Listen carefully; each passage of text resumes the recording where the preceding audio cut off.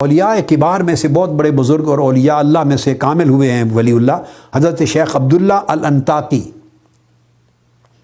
شیخ عبداللہ الانطاکی بیان کرتے ہیں کہ 5 چیزیں ایسی ہیں، چونکہ دل جب مریض ہوتا ہے نا، گناہوں کے ساتھ دل مریض ہوتا ہے، جب تک آپ زبان سے توبہ استغفار کہتے چلے جائیں مگر دل کی مرض کا علاج نہ کریں، دل کے ذوق و رغبت کو نہ بدلیں، اس کی مرض کا علاج نہ کریں جب تک اصل مرض کا، تو وہ پھر زبانی کلامی استغفار توبہ کے کلمات فائدہ نہیں دیتے۔ تو انہوں نے فرمایا کہ 5 چیزیں فائدہ دیتی ہیں اور یہ دل کی مرض کا علاج ہے، دل کی مرض کا علاج ہے۔ اس کو امام ابو عبد الرحمن السلمی نے اس کو روایت کیا ہے سند کے ساتھ۔ 5 چیزیں دل کی مرض کا علاج ہیں اور وہ توبہ کو پختہ کر دیتی ہیں اور توبہ نصوح کا درجہ بندے کو دیتی ہیں اور اس کے اندر ظاہری باطنی اصلاح کو مضبوط کرتی ہیں۔ سب سے پہلی شرط فرمائی مجالست الصالحین، نیکوں کی ہم نشینی، ابتدا یہاں سے کی، سب سے پہلی نیک صحبت۔ اس میں فرمایا جو پہلا قول میں نے بتایا، اس میں بری صحبت سے بچنا، بروں کی صحبت ترک کر دینا، چونکہ صحبت اثر کرتی ہے، پتہ نہیں چلتا، وقت کے بعد جا کے اندازہ ہوتا ہے، اس وقت آدمی بہت کچھ کھو چکا ہوتا ہے، لٹ گیا ہوتا ہے بہت کچھ، اور پھر پلٹ کے آنا، کمپنسیٹ کرنا، ازالہ بڑا مشکل ہوتا ہے۔ تو اس کے لیے فرمایا کہ بروں کی صحبت سے بچو، بیٹھو ہی نہیں، ضروری نہیں اس کو آپ برا رٹ لگائیں، گالی گلوچ کریں، نہیں، بس اپنے آپ کو بری صحبت سے بچائیں۔ اور مجالست الصالحین، اس لیے ہم نے رفاقت کا لفظ رکھا، منہاج القرآن کی سنگت کا نام رفاقت، صالحین کی رفاقت میں رہو، بس نیکوں کی مجالست میں رہو۔ حسن اولئک رفیقا، اللہ پاک نے قرآن مجید میں فرمایا یہ کتنے اچھے رفیق اور کتنے اچھے دوست ہیں، سنگت میں رہو۔ اور سنگت کی آج تو 100 قسمیں ہیں، 100 شکلیں ہیں۔ سنگت سننے سے بھی سنگت ملتی ہے، دیکھنے سے بھی ملتی ہے، کلام مجلس میں بیٹھنے سے بھی ملتی ہے، ان کی تعلیمات کو ماننے سے بھی ملتی ہے، قلبی تعلق رکھنے سے بھی ملتی ہے۔ اب سنگت کی بڑی شکلیں آج کے زمانے میں اللہ پاک نے بڑھا دی ہیں۔ پہلے وقتوں میں تو جسمانی سفر کر کر کے مشکل سے جا کے بیٹھنے کا موقع ملتا تھا، اب تو ٹی وی آ گیا ہے، کمپیوٹر ہے، انٹرنیٹ ہے، آن لائن ہے، آپ آن کرتے ہیں تو بیٹھتے ہیں، سنگت مل جاتی ہے، دیکھتے ہیں، سنتے ہیں، کتاب پڑھتے ہیں، کتاب کسی کی پڑھیں وہ بھی سنگت ہے۔ ہم جو پڑھی ہستیاں گزر گئیں،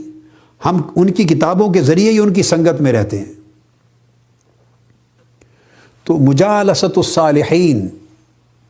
جس طرح کی سنگت مل سکے یہ مجالست ہے، یہ مجالست ہے، اس میں کوئی شک نہیں ہے۔ تو نیکوں کی سنگت میں رہنا ایک،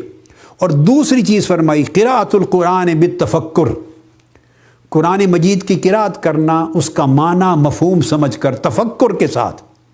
غور و فکر کے ساتھ۔ جب غور و فکر اور تفکر کے ساتھ قرآن کی قراءت کرتے ہیں تو قرآن آپ سے ہم کلام ہوتا ہے، تو آپ قرآن کی صحبت میں چلے جاتے ہیں، قرآن مجید کی صحبت میں چلے جاتے ہیں۔ اور قرآن مجید کی صحبت میں جانا اللہ کی صحبت میں، چونکہ قرآن کا کلام اللہ کا کلام ہے۔ تیسرا خلاء البطن من الطعام، کھانا اتنا نہ کھانا کہ یہاں سانس لینے کی جگہ بھی نہ رہے، تو اتنا کھانا کہ خلا رہے، بطن میں کچھ خلا رہ جائے، جگہ خالی رہے، پیٹ میں خلا چھوڑنا، کھانے کے بعد بھی اتنا کھانا۔ ہم کھانا کھاتے ہیں تو اس کی سادہ سا طریقہ آپ کو پتہ نہیں چلتا، پیٹ بھر جانا، ڈگار نہیں آتا، یعنی اس کا مطلب ہے پیٹ اتنا بھر گیا ہے، اور ڈگار آنے کا مطلب ہے کہ جگہ چھوڑی ہے۔ یہ ایک بڑا سادہ سا آپ کو ایک فینومینن سمجھا دیا۔ تو پہلی صالحین کی مجالست، سنگت اور صحبت۔ دوسرا قرآن مجید تفکر، غور و فکر کے ساتھ پڑھنا، تلاوت کرنا۔ تیسرا پیٹ بھر کے نہ کھانا، اتنا کھانا کہ جگہ بچے، اللہ کے ذکر کی جگہ بچے، سانس کی جگہ بچے، وہاں رغبت، اللہ کی عبادت کی رغبت کی جگہ بچے، جسم بے حال نہ ہو جائے کھا کر۔ تیسرا یہ فرما کر دیا، اور چوتھا قیام اللیل، پھر رات کو قیام کرنا، اور قیام اللیل مغرب سے شروع ہو جاتا ہے، یاد رکھ لیں۔ کئی اولیاء نماز مغرب کے بعد کے جو نفل ہیں اوابین کے، کوئی 2 پڑھے، 4 پڑھے، 6 پڑھے، 8 پڑھے، 20 پڑھے، جتنے بھی پڑھے فرض نماز اور سنت کے بعد، ان نفلوں کو اوابین کے ان نفلوں کو قیام اللیل شمار کرتے۔ کتب میں اولیاء کرام کئیوں کو اس وقت کی نماز کو قیام اللیل سے بھی افضل، پچھلی رات سے بھی، اپنے اپنے اوقات کی تفضیل ہے۔ تو مغرب کے بعد شروع ہو جاتا ہے، پھر عشاء کی نماز ہے وہ بھی قیام اللیل کا حصہ ہے، نفل پڑھیں، پھر رات کو جس وقت بھی فجر سے پہلے پڑھ لیں وہ بھی قیام اللیل ہے۔ تہجد نصف شب پڑھیں، آخر شب پڑھیں، اول لیل پڑھیں، رات میں کچھ ضرور قیام کریں اللہ کے حضور، سجود کریں اللہ کے حضور، رات کی نماز کو مس نہ کریں۔ اللہ پاک نے مغرب سے لے کے فجر تک سارے درمیانی عرصے کو اللیل بنایا ہے، اور اس لیل کے درمیان جب بھی قیام کریں یہ قیام اللیل ہے، جو جتنا کرے۔ تو صرف مقصد یہ ہے کہ رات کے قیام کو اللہ پاک نے دن کے قیام پر فضیلت دی ہے،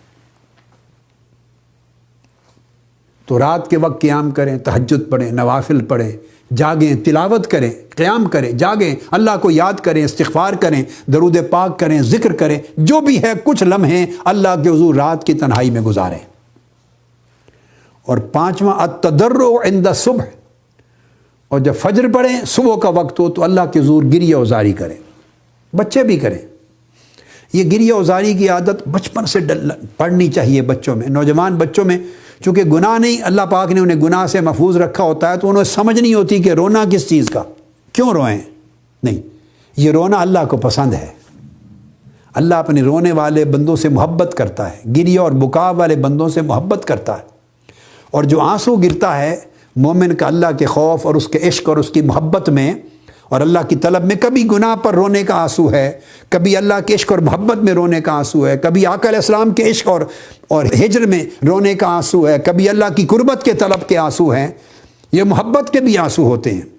تو کوئی گریہ خوف کا گریہ ہے بکا، کوئی گریہ طلب کا گریہ ہے، کوئی گریہ محبت کا گریہ ہے۔ تو آنسو گرانا یہ اس سے بھی افضل ہے جو مجاہد میدان جنگ میں اپنی وطن کی حفاظت کرتے ہوئے اپنے بارڈر پہ اپنی جان دے کر، نذرانہ دے کر اپنا خون گراتا ہے۔ آقا علیہ السلام نے فرمایا، اللہ پاک نے فرمایا، یہ 2 قطرے اللہ کو نہایت محبوب ہیں، 2 قطرے، ایک اس مجاہد کا خون کا قطرہ جو اپنے دین اور اپنے وطن کی حفاظت میں گراتا ہے اللہ کے حضور، اور ایک اس جوان کا، اس شخص کی آنکھوں کے آنسوؤں کا قطرہ جو خدا کی محبت میں گراتا ہے۔ تو اس کی عادت پیدا کریں، جن کی تھی نہیں رہی وہ لوٹائیں اس عادت کو، جنہیں عادت نہیں ملی وہ ڈالیں، جنہیں اللہ نے نصیب کی ہے وہ اس کو دوام بخشیں۔ تو 5 چیزیں بیان کی، یہ علاج ہے، اس سے دل کے امراض ٹھیک ہوتے ہیں اور توبہ توبہ نصوح بن جاتی ہے۔ اور آج کی بات ختم کر رہا ہوں، حضرت جنید بغدادی رضی اللہ تعالیٰ عنہ کی اس روایت پر، وہ فرماتے